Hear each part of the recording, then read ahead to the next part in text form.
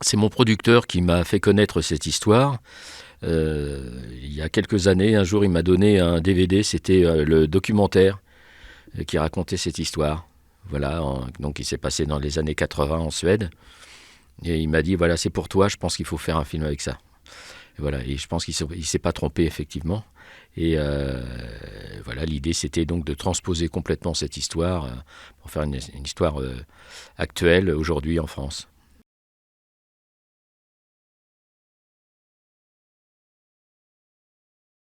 Au départ, c'est comme on dit, une bonne histoire. C'est-à-dire que au départ, je n'avais pas le projet de faire un film sur la culture en prison. Je connaissais pas, je savais pas ce qui se faisait en France. Et, et donc, voilà, c'est simplement que cette histoire de détenus qui tout d'un coup se mettent à répéter une pièce de Beckett, ça paraît tout à fait un peu incongru, un peu étonnant. Et puis alors, puis cette fin incroyable, voilà, ça donne envie de faire une fiction, enfin, de raconter ça. Oui.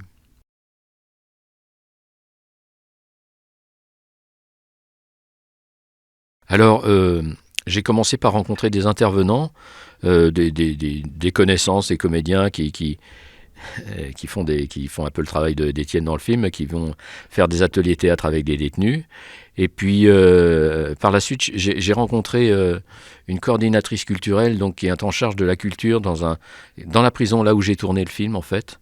Et Irène Muscari, et elle m'a, je dirais, à l'occasion d'un spectacle que j'avais vu à Paris, avec des détenus, justement. J'étais allé voir parce que ça m'intéressait énormément. C'est là que je l'ai rencontrée. Et par la suite, elle m'a, je dirais, ouvert à la prison, les portes de la prison. Elle m'a permis de suivre un atelier théâtre, une création théâtrale, euh, que j'ai pu suivre pendant plusieurs mois pour faire un documentaire qui est bientôt fini. Et puis, et donc, voilà, ça a été une recherche, je dirais, sur le terrain. Voilà, une observation, c'était un poste d'observation magnifique pour être sûr d'être dans le vrai.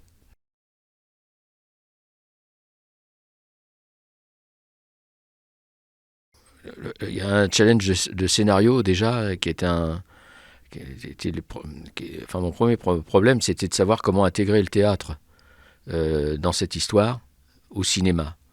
Parce qu'en général, c'est pas très réussi, quoi, le théâtre au cinéma. Et donc, voilà, il a fallu que j'aille chercher un peu les meilleurs morceaux, je dirais, de la pièce de Beckett, et puis écrire les répétitions, et puis chercher de l'imprévu, en fait, pour pas rester dans simplement une suite de répétitions, puis après de représentations, quelque chose d'un peu linéaire. Il fallait trouver des ressorts dramatiques pour que ce soit inattendu, drôle, émouvant. Voilà. Et puis après, ce qui était compliqué, c'était tourner en prison, parce que tourner en prison, ça c'est au niveau du tournage, c'est une prison, c'est pas fait pour un tournage normalement. Surtout qu'on a tourné dans une prison en activité, et justement pour avoir un maximum de réalisme, et que donc ça, pour ça, il a fallu beaucoup s'organiser et puis faire un gros travail avec les équipes de la direction et tout le personnel de la prison. Mais ça s'est bien passé.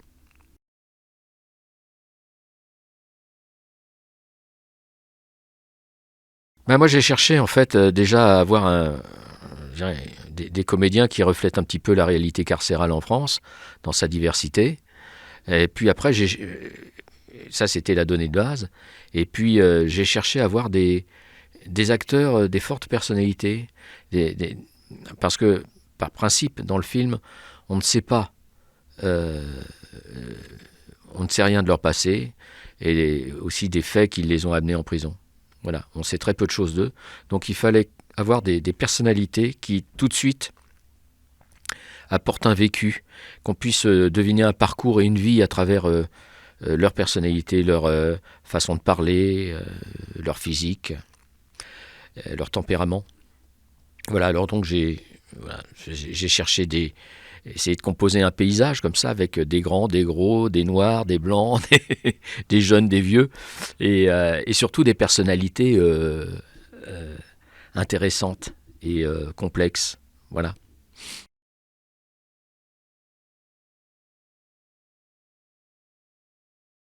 avant le tournage, j'ai fait 3 jours de répétition sur le texte de Beckett, sur les extraits que j'avais choisis, qui sont dans le film, pour qu'on aborde un petit peu le travail théâtral sur la pièce et qu'on comprenne et qu'ils sachent que j'attendais d'eux.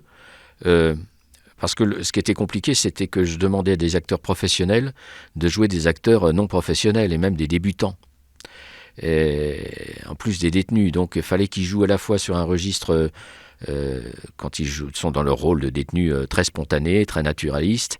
Et après, il faut qu'ils travaillent, qu'ils jouent dans un registre théâtral, de répétition, à la fois maladroit, sincère, et puis qu'on les voit faire des progrès. Donc c'est pas évident pour un acteur professionnel. Donc voilà, on a fait ce travail-là au début, et puis après, je n'ai pas répété, j'ai fait des lectures de séquences, mais je voulais pas répéter pour regarder beaucoup de spontanéité dans le jeu, que ce soit très vivant, et en leur laissant aussi une petite marge d'improvisation sur le texte.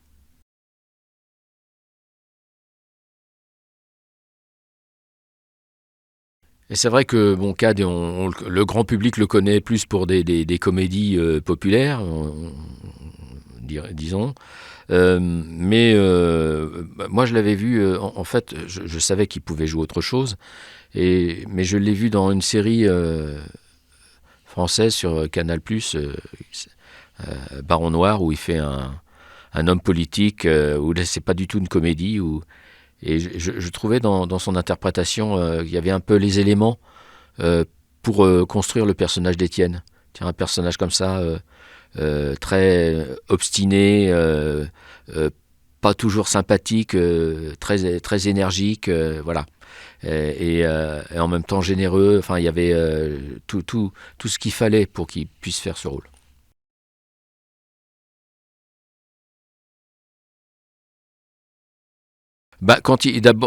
Il a lu le scénario et il m'a dit tout de suite oui. Il était très, très séduit par le rôle et par l'histoire. Euh, Après, il a fallu que je l'attende. c'est, un, c'est, un, c'est un film sur l'attente, donc j'ai attendu aussi mon personnage principal, mon acteur principal, parce qu'il était pris par d'autres projets. Et j'ai attendu 1 an avant de tourner. Donc c'est ce qui m'a permis, ce que je disais tout à l'heure, de faire un documentaire en prison en attendant, qui m'a permis de préparer le film.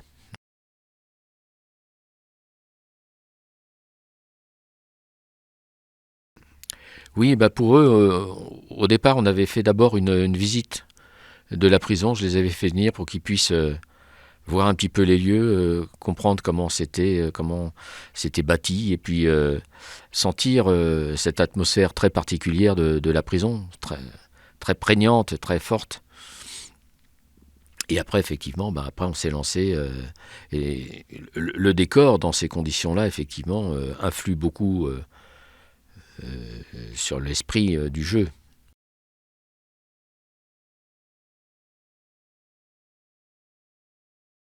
Oui, alors, par rapport à l'histoire originale, en fait, j'ai gardé le fil de l'histoire, c'est-à-dire effectivement la pièce, euh, le metteur en scène qui vient faire répéter en attendant Godot par des détenus, puis après ce succès, cette tournée, et puis jusqu'à la fin, en fait, j'ai gardé un peu ce que j'ai vraiment, je dirais, inventé, hein, imaginé, c'est les personnages, en fait.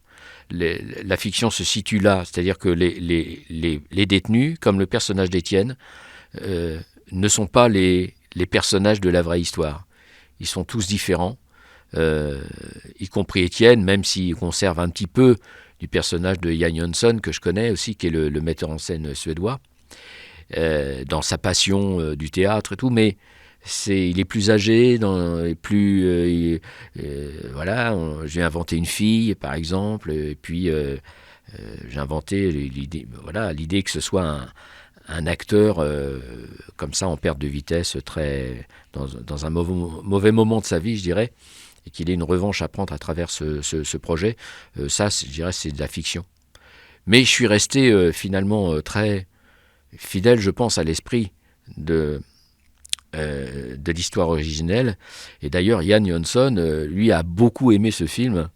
Il a été très très séduit, très ému aussi par ce film, puisque je l'ai encore vu il y a une semaine, puisque je suis allé présenter le film en Suède, et que j'ai revu Yann, et j'ai même revu un ancien détenu, un des détenus de la vraie histoire, qu'on voit en photo à la fin du film dans le générique, qui était là, qui a vu le film, qui était très très ému, et finalement... voilà, je pense que c'est ça la réussite du film aussi, c'est d'avoir été à la fois d'avoir fait une fiction, je dirais très française, très conforme à ce qu'on connaît, à la réalité française, et en même temps, d'une certaine façon universelle, puisque ça a touché le metteur en scène suédois, et je pense que ça touche aussi tous les publics. C'est un film qui voyage beaucoup, qui a été très, très vendu à travers le monde. Je crois qu'il y a 30 ou 35 pays qui ont acheté le film.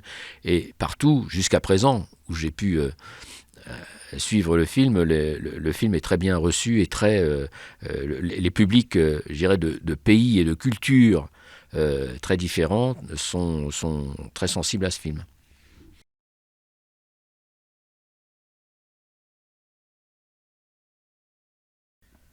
Alors curieusement, les films de prison, j'en ai vu, hein, et je dirais ils m'ont inspiré surtout pour ce que je ne voulais pas faire.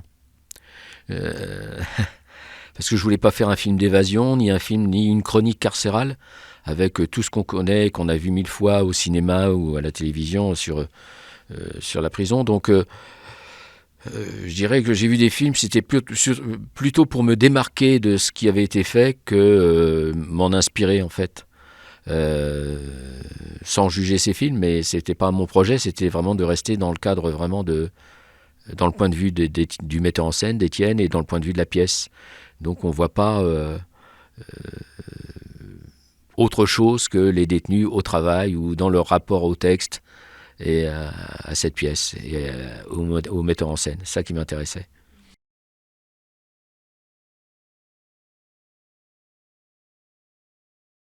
Oui, parce que je voulais être fidèle à l'histoire et à ce qui se fait aussi, parce qu'en France, comme je vous le disais, j'ai pu suivre ça pour faire un documentaire sur un projet comme ça, mais voilà, c'est une réalité. Il y a un travail théâtral dans beaucoup de prisons.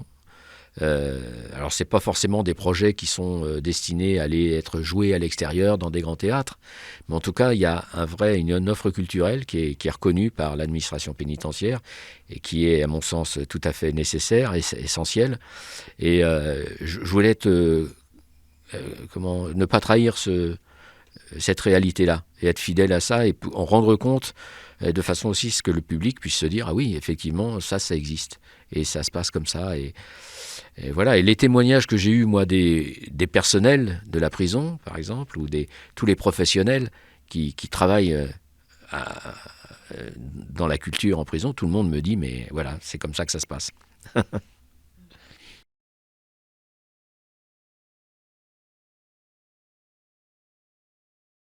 Pour moi, oui. Pour moi, j'ai envie de faire des films qui sont pas forcément des films faciles, ou je pense qu'on peut être exigeant en même temps, faire des films, oui, où il y a de la vie et de l'espoir. Moi, c'est ce que j'ai envie de faire. Il y a plein d'autres films qui sont désespérants, donc euh, il n'y a pas de concurrence dans ce domaine-là. Donc c'est bien que voilà, qu'il y ait des films différents. Moi, j'ai envie de faire des films,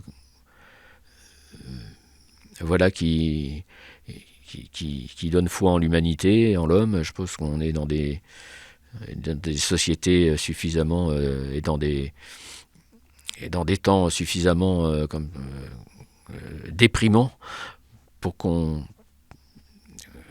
puisse voir quand même, comme vous le disiez, hein, quelque chose de lumineux aussi en même temps, parce que ça existe vraiment. Et donc, il faut le mettre en valeur. Voilà. On a besoin de courage, donc j'essaye de ne pas décourager les gens dans les films.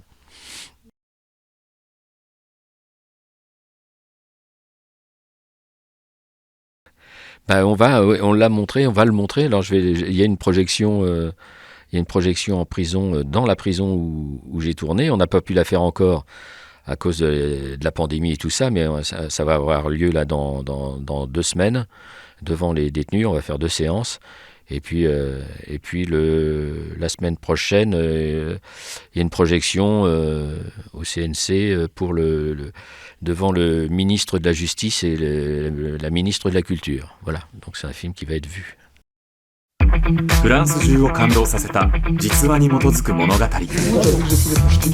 Alors là, je m'appelle Étienne, je suis comédien. C'est bizarre, on vous a jamais vu. T'es con quoi, il serait une star, il serait pas avec nous, tu réfléchis un peu. 人生崖っぷちの俳優が服役囚たちと作り上げる奇跡の舞台。 Étonnez-nous. Ça, vous l'emporterez avec vous. Personne ne viendra vous le piquer, ça. 舞台の上だけが俺たちのフリーダム。アプローズアプローズ、囚人たちの大舞台。ラスト20分、感動であなたはもう席を立てない。